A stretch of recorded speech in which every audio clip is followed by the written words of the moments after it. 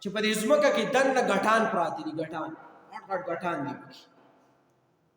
او دا غټ چې د ځمکه تپو کې تپ ګیس جمع کی،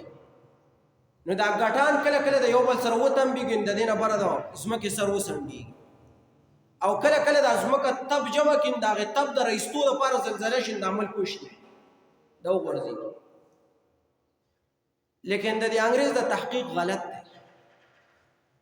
د انګريز د تحقیق سره دا خطا ده. دا خو الله د نننا سوار لسنیم سو کال مخکې ویلیو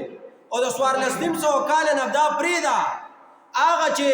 دنیا لا نه جوړه شوی چې قرآن په لوح محفوظ کې پروت دی، دنیا لا وجود ته نه راغلی، دنیا لا راغلی نه ده، جوړه شوی نه ده، اسمان نشته دی. په هغه وخت کې الله ویلو چې اذا زلزلت الارض زلزالها واخرجت الارض اثقالها، هغه آیاتونه په هغه وخت کې ویل کړه.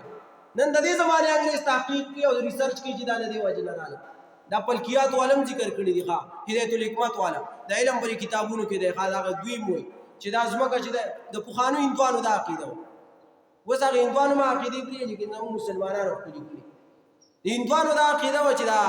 زلزلہ چې راځي نو زمونږ د ځمکه مبارکه چې دا زمونږ د مور شریف غوا چې دغه په اخکر باندې دا زمونږ د مور په اختر باندې راوي چې لکه زمونږ د ازمکه چې دا مور راټینګ کړي. الکه تاسو ډیر بے تمیز لوخي مور هم دور په سخته کې ولاړه دا چې خدای هم دور په دا کې دی، تاسو چې پر دربا کو ګرځي الکه دا مور هم بیا راو باسه دې ازمکه دا تاسو سره به جوړ کړي. زمونږ د پخوانو هندوانو دا عقیده و چې دا دنیا د غوا په اخکر باندې او چې کله دا غوا ستړي شي دا یو اخکر ستړي شي نو دا بل داړي نو زلزلہ شي. بیا دا هندوانو سیکانو سره زمونږ د مشران پاتې شو نو هغه زمونږ مشرانو د غوانه غوي جوړ ناغوي چې دا زمونږ چې دا غوي په اخکر باندې راکړي چې دا غوي د یو اخکر نه بل داړي انداز زلزلہ راشي. نو هغه په خانه د هندوانو عقیده او د دې زمانه د دغه انګريز د عقیده دا یو وخه اسوک چې وسوم د دغه قائل دی هغه د هندو دی لکه د انګريز چې هندو دی. نو دا په ځمکه کې دنه غټان دی، غټان چې د ګیس جمع کوي او بیا د یو بل سره تنبیه او براتي زلزلہ راوړي. دا غلطه ده، دا الله قانون دی، بس الله زلزلہ راوړي. او د څه د وجې نه زلزلہ راوړي چې په حاشیه عامش، څه د وجې نه زلزلہ راوړي چې دا خلک زناکار جوړ شي، دا ارڅ په عام شي الله بیا زلزلې راوړي. نو اسنه دا خبر مې دې لپاره وکړه چې زمونږ په 100% کې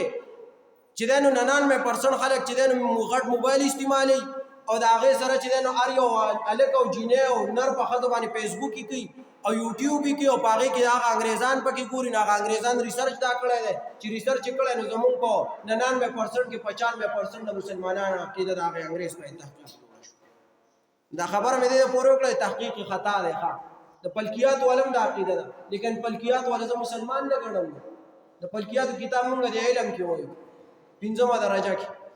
لیکن فلکیات علم مسلمانان نه ګڼو. هغه غوډیر دلونه ویلي نو بیا بس کو ابو سره مو نو لکه د خپل چې د خلک دا بدون را منع کول او خو تر راولي